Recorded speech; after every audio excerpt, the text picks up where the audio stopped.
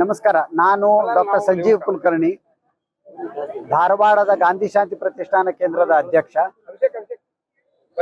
ಇವತ್ತು ನಾವೆಲ್ಲ ಸೇರಿ ಗಾಂಧಿ ಶಾಂತಿ ಪ್ರತಿಷ್ಠಾನ ಕೇಂದ್ರ, ಅನೇಕ ಜನಪರ ಸಂಘಟನೆಗಳು ಹಾಗೂ ಪ್ರಜ್ಞಾವಂತ ನಾಗರಿಕರು ನಾವೆಲ್ಲರೂ ಸೇರಿ ಇವತ್ತು ಕಡಪ ಮೈದಾನದಿಂದ ಜಿಲ್ಲಾಧಿಕಾರಿಗಳ ಕಚೇರಿವರೆಗೆ ಮೌನ ಮೆರವಣಿಗೆಯನ್ನು ಮಾಡಿದ್ವಿ. ಈಗಷ್ಟೇ ಅಪರ ಜಿಲ್ಲಾಧಿಕಾರಿಗಳು ಬಂದು ನಮ್ಮ ಮನವಿ ಪತ್ರವನ್ನು ಸ್ವೀಕಾರ ಮಾಡಿದರು. ಅವರ ಮೂಲಕ ಅದು ರಾಷ್ಟ್ರಪತಿಗಳಿಗೆ ಹೋಗಬೇಕು ಅಂತ ನಾವು ಕೇಳ್ಕೊಳ್ತಾ ಇದ್ದೀವಿ. ಮುಖ್ಯವಾಗಿ 4 ಬೇಡಿಕೆಗಳನ್ನು ಇಟ್ಕೊಂಡ್ಬಿಟ್ಟು, ಒಂದು, ದಿಲ್ಲಿ ಒಳಗೆ ಕಳೆದ 22 ದಿನಗಳಿಂದ ಆಮರಣ ಉಪವಾಸ ಮಾಡ್ತಾ ಇರುವಂತ ಶ್ರೀ ಸೋನಂ ವಾಂಗ್ಚುಕ್ ಅವರಿಗೆ ನಾವು ಸಂಪೂರ್ಣ ಬೆಂಬಲವನ್ನು ಸೂಚಿಸ್ತಾ ಇದ್ದೀವಿ. 2, ಅವರನ್ನ ಅವರ ಒಪ್ಪಿಗೆ ಇಲ್ಲದೆ ಒತ್ತಾಯ ಪೂರ್ವಕವಾಗಿ ಆಸ್ಪತ್ರೆಗೆ ದಾಖಲು ಮಾಡಿರೋದನ್ನು ನಾವು ಖಂಡಿಸುತ್ತೇವೆ. 3ನೇದ್ದು, ಕಳೆದ ಹಲವಾರು ವರ್ಷಗಳಿಂದ ನೀಟ್ ಪರೀಕ್ಷೆ ಹಾಗೂ ಇತರ ಅನೇಕ ಪ್ರವೇಶ ಪರೀಕ್ಷೆಗಳಲ್ಲಿ ದುರ್ವ್ಯವಹಾರಗಳು ನಡೀತಾ ಇದ್ದು, ಪ್ರಶ್ನೆ ಪತ್ರಿಕೆ ಸೋರಿಕೆ ಆಗೋದು, ಇದೆಲ್ಲವನ್ನು ನಾವು ಖಂಡಿಸ್ತೇವೆ. ಇದರಿಂದ ಕೋಟಿಗಟ್ಟಲೆ ವಿದ್ಯಾರ್ಥಿಗಳಿಗೆ, ಯುವಕರಿಗೆ ದೊಡ್ಡ ಪ್ರಮಾಣದ ಸಮಸ್ಯೆ ಆಗ್ತಾ ಇರೋದನ್ನು ನಾವು ಖಂಡಿಸ್ತಾ ಇದ್ದೀವಿ. ಹಾಗೂ ಇದರ ನೈತಿಕ ಹೊಣೆಯನ್ನು ಹೊತ್ಕೊಂಡ್ಬಿಟ್ಟು ಕೇಂದ್ರ ಶಿಕ್ಷಣ ಮಂತ್ರಿಗಳಾಗಿರುವಂತಹ ಶ್ರೀ ಧರ್ಮೇಂದ್ರ ಪ್ರಧಾನ್ ಅವರು ತಕ್ಷಣವೇ ರಾಜೀನಾಮೆ ಕೊಡಬೇಕು ಅಂತ ನಾವು ಒತ್ತಾಯ ಮಾಡ್ತಾ ಇದ್ದೀವಿ. ಮಾತಾಡ್ತೇವೆ, ಆದರೆ ಮಕ್ಕಳ ಭವಿಷ್ಯ ಎಂಥ ವಿದ್ಯಾಭ್ಯಾಸ ಬೇಕು, ಯಾವ ರೀತಿ ಬೇಕನ್ನೋದ್ರ ಬಗ್ಗೆ ಚಿಂತನೆ ಮಾಡತಕ್ಕಂಥ ಒಂದು ಸಂದರ್ಭದಲ್ಲಿ ಇವತ್ತಿನ ದಿವಸ ಈ ನೀಟ್ ಎಕ್ಸಾಮ್ ಬಗ್ಗೆ ಇವತ್ತು ಎಲ್ಲರೂ ಮಾತನಾಡ್ತಾ ಇದ್ದಾರೆ. ನೀಟು ಕೆಟ್ಟ ಹೋಗಿದೆ. ಇವತ್ತಿನ ದಿವಸ ಮಕ್ಕಳ ಭವಿಷ್ಯದ ಬಗ್ಗೆ ಚಿಂತನೆ ಮಾಡತಕ್ಕಂಥ ಎಲ್ಲ ಜನಾಂಗ, ಪರೀಕ್ಷೆ ಮುಖ್ಯ ಅಲ್ಲ, ಮಕ್ಕಳ ಎಜುಕೇಶನು, ವಿದ್ಯಾಭ್ಯಾಸ ಬಹಳ ಮುಖ್ಯ ಅಂತ ಹೇಳ್ತಾ ಇದ್ದೇವೆ. ಅದಕ್ಕೆ ಒಳ್ಳೆ ವಿದ್ಯಾಭ್ಯಾಸ ಆಗ್ಬೇಕಂತಂದ್ರೆ ಈ ನೀಟ್ ಪರೀಕ್ಷೆನಲ್ಲಿ ಆಗ್ತಕ್ಕಂಥ ಅನ್ಯಾಯವನ್ನು ದೂರುಗೊಳಿಸಿ ಕೇಂದ್ರ ಸರ್ಕಾರ ಇದ್ರ ಬಗ್ಗೆ ಯಾಕೆ ಕಣ್ಣು ಮುಚ್ಚಿಕೊಂಡು ಕುಂತಿದೆ ಅಂತ ನನಗೆ ಅರ್ಥವಾಗ್ತಾ ಇಲ್ಲ.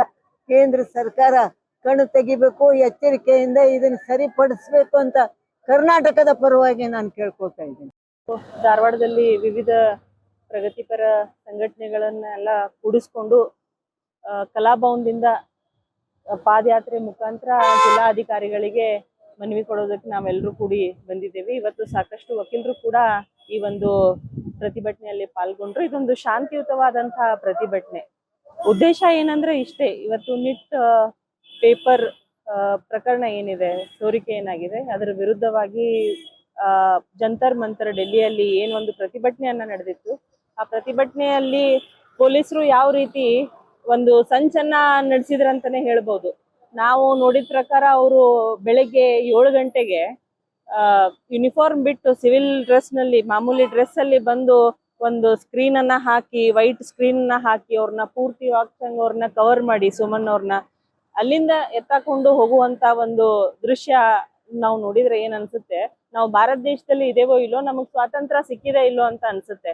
ಇವತ್ತು ಪೊಲೀಸರು ಯೂನಿಫಾರ್ಮ್ ಬಿಟ್ಟು ಹಂಗೆ ಬಂದು ಅವರು ಮಾಮೂಲಿ ಒಬ್ರು ಮನುಷ್ಯರ ತರ ಬಂದು ನಮ್ಮನ್ನ ಎತ್ತಾಕೊಂಡು ಹೋಗಿ ಆಂಬ್ಯುಲೆನ್ಸ್ ದಿಂದ ಸೀದಾ ಒಂದು ಹಾಸ್ಪಿಟಲ್ಗೆ ಟ್ರಾನ್ಸ್ಪೋರ್ಟ್ ಮಾಡ್ತಾರಂದ್ರೆ ಇದು ನಿಜಕ್ಕೂ ಒಂಥರ ಆಶ್ಚರ್ಯವಾದಂತ ವಿಷಯನೇ ಅಂತ ಹೇಳ್ಬೋದು. ಬಹುಶಃ ಇಂಥ ಸಂಗತಿ ಕಳೆದ ನಾವು ಇಷ್ಟು ವರ್ಷದಿಂದ ನಾವು ನೋಡ್ತಾ ಇಲ್ಲ. ನಾವು ವಿದ್ಯಾರ್ಥಿ ಜೀವನದಲ್ಲಿ ಸಾಕಷ್ಟು ಪ್ರತಿಭಟನೆಯನ್ನ ಮಾಡ್ತಾ, ಇವತ್ತು ಯೂತ್ ಕಾಂಗ್ರೆಸ್ ದಲ್ಲಿ ಪ್ರತಿಭಟನೆ ಮಾಡ್ತಾ, ಜಂತರ್ ಮಂತರದಲ್ಲಿಯೂ ಕೂಡ ಕಳಸಾ ಬಂಡೂರಿ ನಿಮಿತ್ತವಾಗಿ ನಾವು ಹಲವಾರು ಪ್ರತಿಭಟನೆಯನ್ನ ಮಾಡಿದೇವಿ. ಆದ್ರೂ ಇಂಥ ಒಂದು ಪ್ರವೃತ್ತಿ, ಪೊಲೀಸರ ಪ್ರವೃತ್ತಿ ನಾವು ಯಾವತ್ತೂ ಡೆಲ್ಲಿಯಲ್ಲಿ ಕಂಡು ಬಂದಿಲ್ಲ. ಇನ್ನು ನಮ್ಮ ದೇಶದ ಕ್ಯಾಪಿಟಲ್ ಅದು ಡೆಲ್ಲಿ, ಆ ಡೆಲ್ಲಿಯಲ್ಲಿನೇ ಈ ತರ ಒಂದು ವಾತಾವರಣ ಸೃಷ್ಟಿಯಾಗಿದೆ ಅಂದ್ರೆ ಇವತ್ತು ವಿದ್ಯಾರ್ಥಿಗಳು ಯಾವ ಒಂದು ಸೇಫ್ಟಿಯನ್ನ ಇಟ್ಕೊಂಡು ಡೆಲ್ಲಿಗೆ ಹೋಗಿ ಪ್ರತಿಭಟನೆ ಮಾಡ್ಬೇಕು? ವಿದ್ಯಾರ್ಥಿಗಳಂದ್ರೆ ಇವತ್ತು ಹೆಣ್ಮಕ್ಳು ಕೂಡ ಇರ್ತಾರೆ, ವಿದ್ಯಾರ್ಥಿನಿಯರು ಕೂಡ ಇರ್ತಾರೆ. ಇನ್ ಹೆಣ್ಮಕ್ಳ ಸೇಫ್ಟಿ ಅಂತ ಎಲ್ಲಿದೆ ಇದ್ರಲ್ಲಿ? ಮುಂಜಾನೆ 7 ಗಂಟೆಗೆ ಪೊಲೀಸರು ಈ ತರ ವರ್ತನೆ ಮಾಡಿದ್ರೆ ಅಲ್ಲಿ ಮಲ್ಕೊಂಡವರು ಹೆಣ್ಮಕ್ಳು ಕೂಡ ಇರ್ತಾರಲ್ಲ, ಮತ್ತೆ ಅವ್ರ ಬಗ್ಗೆನು ವಿಚಾರ ಮಾಡ್ಬೇಕು, ಇಡೀ ದೇಶ ವಿಚಾರ ಮಾಡ್ಬೇಕು. ಮತ್ತೆ ಕೂಡ್ಲೇ ಇದ್ರ ಬಗ್ಗೆ ಸರ್ಕಾರ ಕ್ರಮವನ್ನ ಕೈಗೊಂಡು ವಿದ್ಯಾರ್ಥಿಗಳ ಹಿತಕ್ಕೆ ಏನ್ ನಿರ್ಧಾರವನ್ನ ತಗೋಬೇಕು ಅದನ್ನ ತಗೋಬೇಕಂತ ನಾವು ಕೇಳ್ಕೊಳ್ತೇವೆ. ಕರ್ನಾಟಕದ ಸಮಸ್ತ ಜನತೆಗೆ ನನ್ನ ನಮಸ್ಕಾರಗಳು. ಈ ದಿನ ನಾವು ಧಾರವಾಡ ಕೇಂದ್ರದಲ್ಲಿ ಇರ್ತಕ್ಕಂಥದ್ದು, ಯಾವ ಕಾರಣದಿಂದ ನಾವು ಪಾದಯಾತ್ರೆಯನ್ನ ಮಾಡಿದ್ವಿ, ಮತ್ತೆ ಶಿಕ್ಷಕರನ್ನ, ವಿದ್ಯಾರ್ಥಿಗಳನ್ನೆಲ್ಲ ಕರ್ಕೊಂಡು ಪಾದಯಾತ್ರೆ ಮಾಡಿದ್ವಿ ಅನ್ನೋದು ತುಂಬಾ ಇಂಪಾರ್ಟೆಂಟ್ ಆಗುತ್ತೆ. ಒಂದು ಮಗು ಹುಟ್ಟಿದಾಗಿಂದ ನಾವು ಆ ಮಗುನ ಡಾಕ್ಟರ್ ಮಾಡ್ಬೇಕು, ಇಂಜಿನಿಯರ್ ಮಾಡ್ಬೇಕು, ಅಥವಾ KS IAS ಆಫೀಸರ್ ಮಾಡ್ಬೇಕು ಅಂತೇಳಿ ನಾವು ಹೋರಾಟವನ್ನ ಆ ಮಗು ಹೊಟ್ಟೆಲಿರುವಾಗಲೇ ಸ್ಟಾರ್ಟ್ ಮಾಡ್ತೀವಿ. ಅದಕ್ಕೆ ಯಾವ ಒಳ್ಳೆ ಸ್ಕೂಲ್ಗಳನ್ನ ಕೊಡಬೇಕು ಅಂತ ಟೈಮಲ್ಲಿ ಅವರು ಪ್ರಮುಖವಾದ ಘಟ್ಟ ಪಿ ಯು ಸಿ ಆದ್ಮೇಲೆ ಬರ್ತಕ್ಕಂಥ ಎಷ್ಟೋ ಎಕ್ಸಾಮ್ಗಳಲ್ಲಿ ಈ ರೀತಿಯ ಪೇಪರ್ ಸೋರಿಕೆಯಾದ್ರೆ ಆ ಮಗುವಿನ ಭವಿಷ್ಯ ಹಾಳಾಗುತ್ತೆ.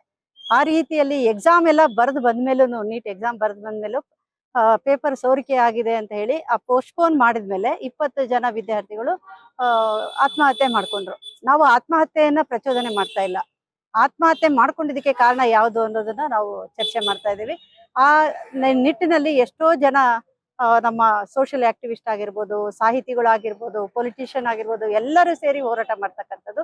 ಈ ದಿನ ನಾವು ಇದೊಂದು ಜ್ವಾಲಾಂತ ಸಮಸ್ಯೆ ಅಂತಾನೆ ಹೇಳ್ಬೋದು. 2 ದಿನದ ಹಿಂದೆ ನೀವು ನೋಡಿರ್ತಕ್ಕಂಥ ಘಟನೆಯನ್ನ ನೋಡಿದ್ರೆ ನಾವು ಪ್ರಜಾಪ್ರಭುತ್ವದಲ್ಲಿ ಇದೀವಾ ಇಲ್ವೋ ಅನ್ನೋದೊಂದು ಪ್ರಶ್ನೆ ಮೂಡುತ್ತೆ ನಮಗೆ. ಹಾಗೇನೆ ಎಷ್ಟೋ ಬ್ರಿಟಿಷ್ ಆಳ್ವಿಕೆಯಲ್ಲಿದ್ದಾಗ ಕೂಡ ಗಾಂಧೀಜಿಯವರು ಎಷ್ಟೋ ಉಪವಾಸಗಳನ್ನ ಮಾಡಿದ್ದಾರೆ.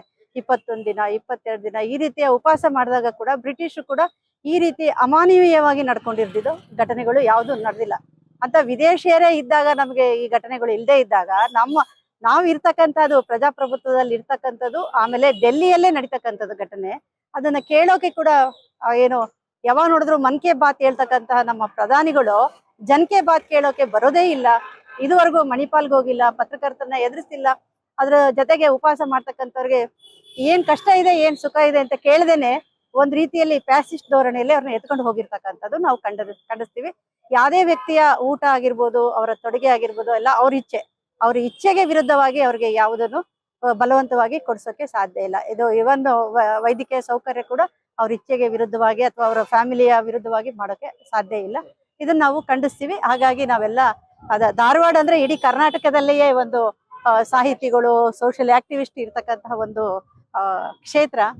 ಇಲ್ಲಿಂದಾನೇ ನಾವು ಒಂದು ಕಿಡಿಯನ್ನ ಆರಂಭ ಮಾಡಿ ಇಡೀ ಕರ್ನಾಟಕದಿಂದ ಡೆಲ್ಲಿ ತನಕ ಮುಟ್ಟೋಕೆ ಹೋರಾಟವನ್ನ ಮುಂದುವರಿಸ್ತೀವಿ. ಧನ್ಯವಾದಗಳು.